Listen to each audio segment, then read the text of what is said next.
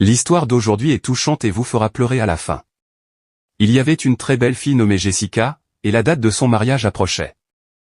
Jessica avait une amie proche, mais cette amie était très jalouse de Jessica parce qu'elle était plus belle qu'elle, et parce qu'elle allait bientôt épouser un jeune homme beau et riche.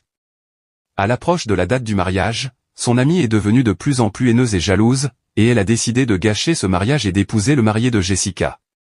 La dernière nuit avant le mariage, l'amie a demandé à Jessica de coucher avec elle, et en vertu de la gentillesse et de l'amour de Jessica pour son amie, elle a accepté bien sûr et en était heureuse, parce qu'elle est seule et orpheline de père et de mère et qu'elle considérait son amie comme si elle était sa seule sœur. L'amie a demandé à Jessica de lui préparer le dîner et elle a acheté de la viande avant de venir parce qu'elle est végétarienne et ne mange pas de viande du tout, alors que Jessica mange de la viande normale. L'amie a préparé la nourriture et c'était très délicieux et a mis de la morora dedans et l'a donné à manger à Jessica et elle a préparé une salade pour elle-même et ils ont mangé ensemble. Mais Jessica n'a jamais douté de son amie car elle sait très bien qu'elle est végétarienne et qu'elle ne mangera pas avec son repas. Peu de temps après, la pauvre Jessica est morte. Son amie a effacé toutes les traces du crime et a caché toutes les preuves et a attendu que la rue se calme et que tout le monde dorme et cache le corps de son amie dans l'un des entrepôts abandonnés. Et elle est rentrée chez elle et ce n'était rien. Le lendemain, elle s'est présentée au mariage de son amie dans sa meilleure forme. Les invités du mariage commencèrent à y assister, mais la mariée disparut. Tous ceux qui l'appellent trouvent son téléphone éteint. Ils sont allés chez elle pour la chercher, mais personne n'a ouvert. Après avoir enfoncé la porte, craignant qu'il ne lui soit arrivé quelque chose, ils n'ont rien trouvé. Même Jessica ne l'a pas trouvé.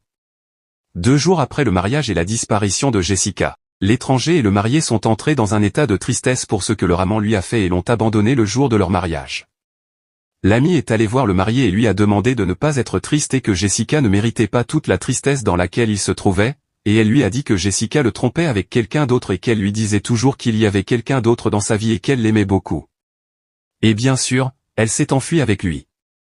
Le marié a été choqué par les paroles de son ami, mais il l'a cru parce qu'il ne pouvait pas trouver d'autre explication à ce que Jessica lui avait fait que la trahison. D'autant plus qu'après s'être rendu chez elle et l'avoir fouillée, il n'a rien trouvé qui puisse lui faire soupçonner que quelque chose de mal lui était arrivé. Après un certain temps, le marié a épousé son amie après qu'elle l'ait soutenu dans son épreuve et l'ait sorti de la phase de tristesse et de dépression qu'il traversait. Et elle a vécu avec lui pendant 2 ans, mais il l'a abandonnée et l'a trahi avec un autre.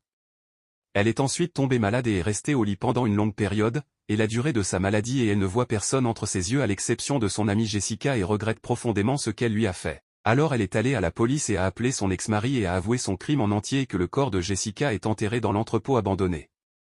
Ils l'ont envoyée en prison et y sont mortes après avoir lutté contre la maladie.